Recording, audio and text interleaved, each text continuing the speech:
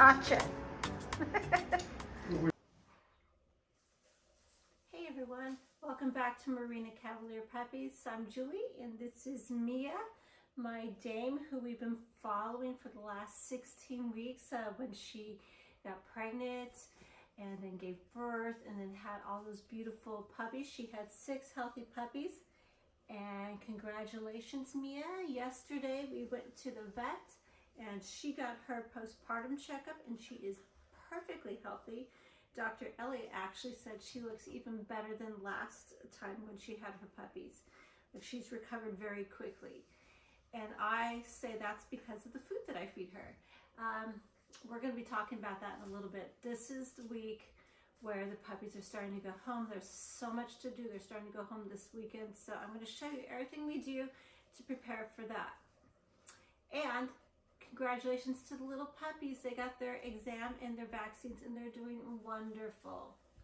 Absolutely perfect. So I want to show you that. Come with me. I'm just going to take my camera and we're going to go take a look at the pups. And there they are. Hi, sweet little angels. Hi. Are you guys ready to go home to your forever homes? Yes, you are, aren't you? Look at that beautiful litter. So all of them are going home except for Bella. Bella is going to stay with us. She's the one with the brown little cheeks and she's the runt of the litter. Dr. Elliott actually said, you know, Julie, I think it might be a really cute idea to make some minis. And I agreed. I said, that's why I'm keeping Bella right there. That little one right there. She was only 2.5 pounds. So we agreed that if she could get to a certain weight, we'll do a checkup first.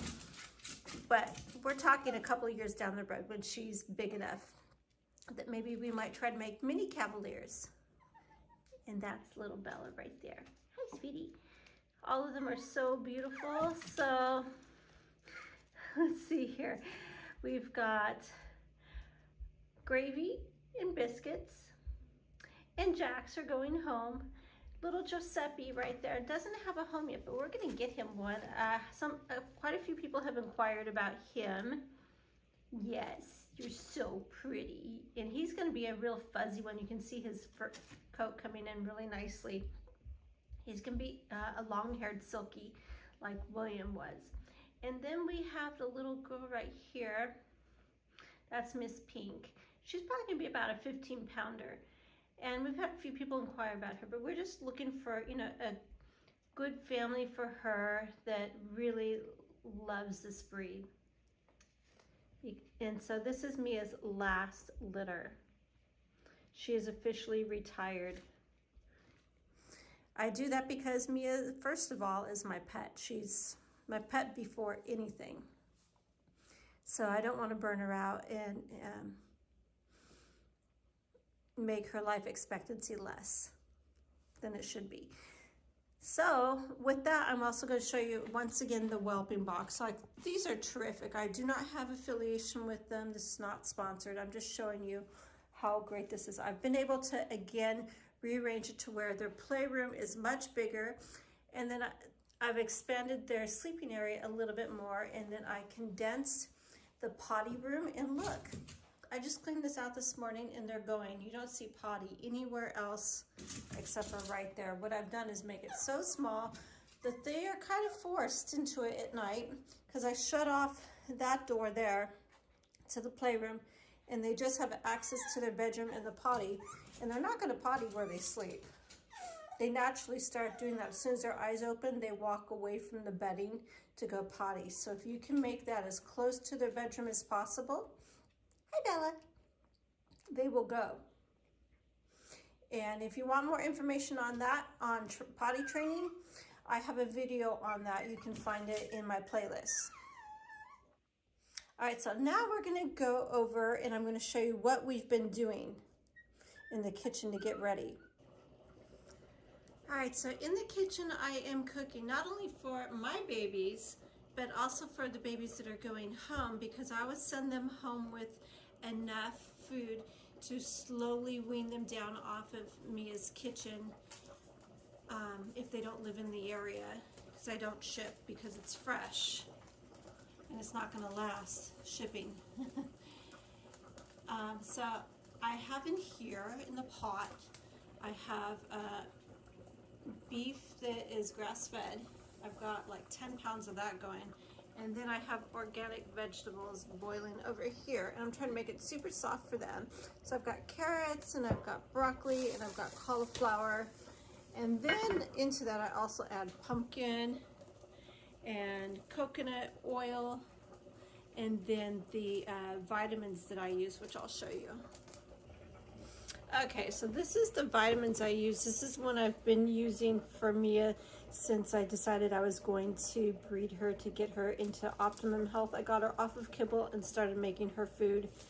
And that's how we came up with Mia's Kitchen, which I have a small little business that I service the immediate West Side area in California. So you can see it's made in the United States. Really super important. If it's not made in the United States, it's most likely synthetic, and synthetic is very bad for humans as well. So check to make sure it's made here. So I give them this added to their food, and also coconut oil. I do not use fish oil. Fish oil has got microplastics in it, and most of it is from farm-raised salmon. Have you ever seen farm-raised salmon? If you haven't, go look at a documentary. It's absolutely disgusting and sad. It's gross. They've got lice on them, and they're sick, and they're constantly having to throw antibiotics into the water, and they swim in this tiny little circle. That's not humane. So I use coconut oil, which has your omega-6s and omega-3s, and it's much healthier. So, but educate yourself. Okay, so I've been cooking, and I got the vegetables done, and the beef is cooling, and my vacuum bags have come, so I can vacuum pack Jack's food. He's staying here in California, so he can go home with 2 weeks worth of food. And I got the girls and the boys, the puppies, food ready for today, their lunch. And Mia and Rosie are down here waiting so patiently. Thank you, ladies. So we're gonna have lunch, and then after lunchtime, we're going to give them their final bath. All right, so here we are with their food. You can hear them. They're so funny. All right, babies, you ready? Oh, yes, get it. Oh my gosh, you guys are so funny. They love their food.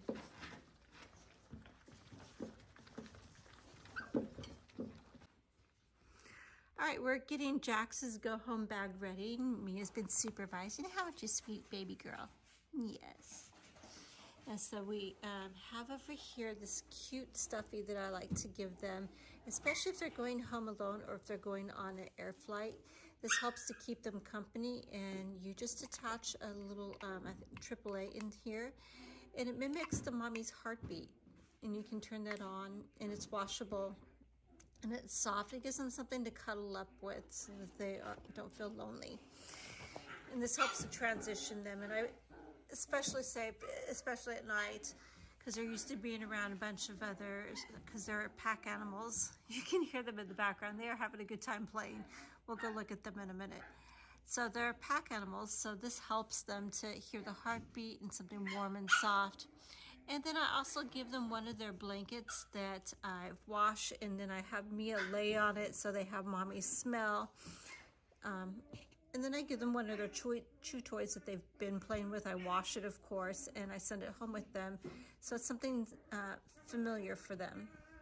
And then I also give them their medical records, their vaccine. I print this out along with sending it to them electronically. This helps them, you know, especially if they're traveling, if they're flying, their medical history and their vaccines. It has their name and their weight and how old they are.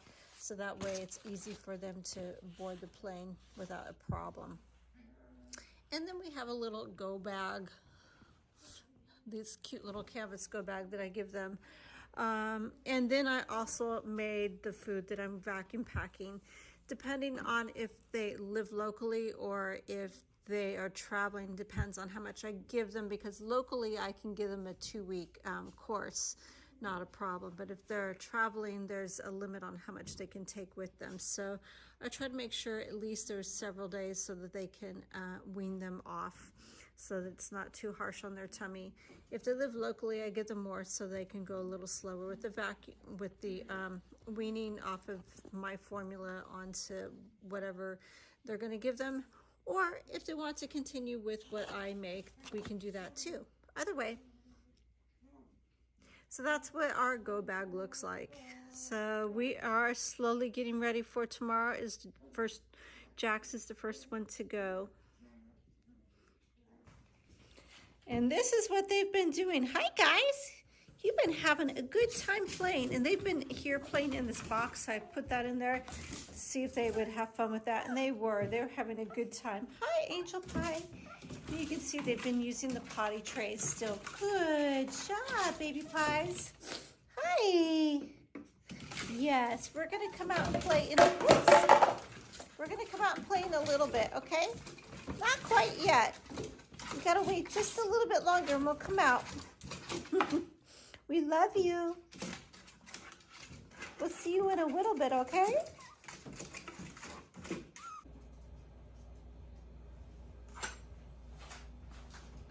All right, so I have Jack's go bag to go, and I'm gonna make cookies that are anti-inflammatory and good for GI issues. Jack's sister has some stomach issues, so I think this would really help her. It's coconut flour, which is really good for antimicrobial, eggs, turmeric, which is anti-inflammatory, and pumpkin, which is really good to settle GI issues. I use this with Waylon, and he used to have chronic IBS, where he would either get constipated or he would have the opposite with loose stool. And then in between that, he would, I think his stomach always was hurting, so he wasn't really eating much. But since we've been giving him this as treats instead of regular cookies, you know, treats that you would find at the pet store, this has helped him tremendously. And I think getting away from wheat is a key. Just like for us, we're not meant to eat wheat. The dogs are definitely not meant to eat wheat. So the coconut flour, which is gluten-free, the turmeric, which is an anti-inflammatory, and then the pumpkin.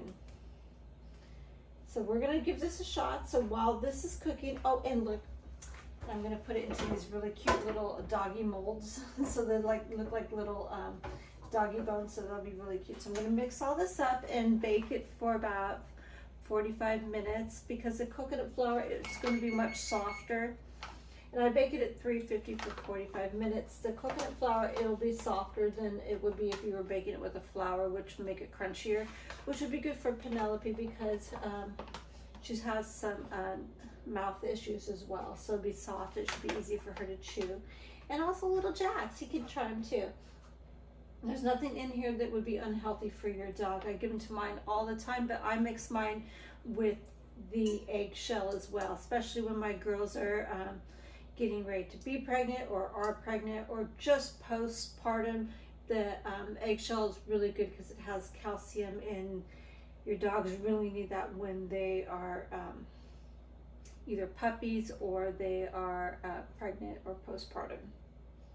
All right, so the recipe is 1 cup of flour to half a cup of pumpkin and 1 egg. And I'm doubling, oh, and 1 tablespoon of the turmeric. So I'm doubling this recipe. So it's going to be 1 cup of pumpkin to 2 cups of flour, 2 eggs, and then the turmeric. And then if it needs to be loosened up a little bit, I use a little bit of almond milk, but we'll see if it needs it. And then I just spread it out into the molds and bake it for 45 minutes.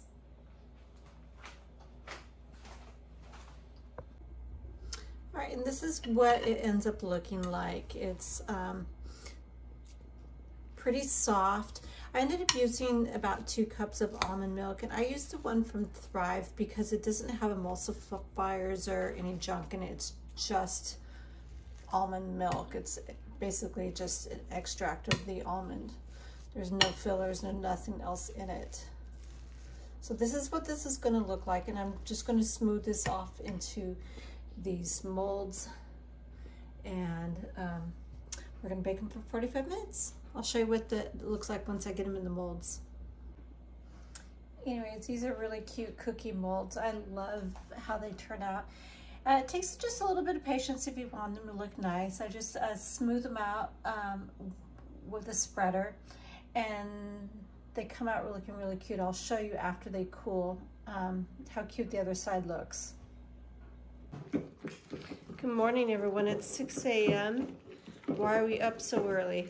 Because Mr. Blue and Biscuits have got an early morning flight.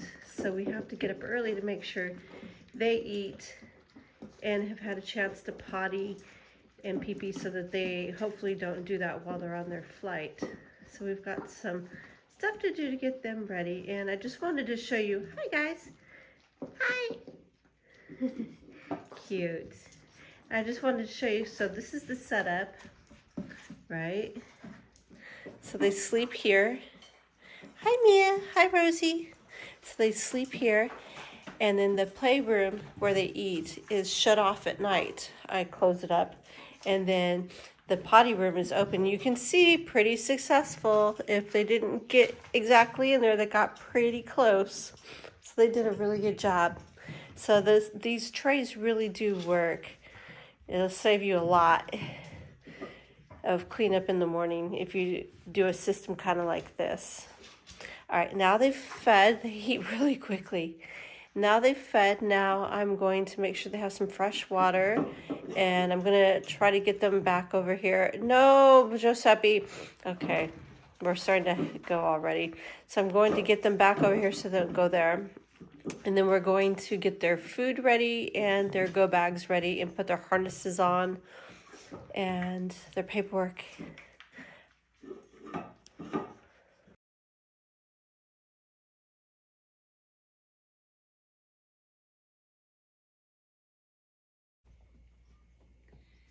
Okay, so this was quite an exhaustive weekend.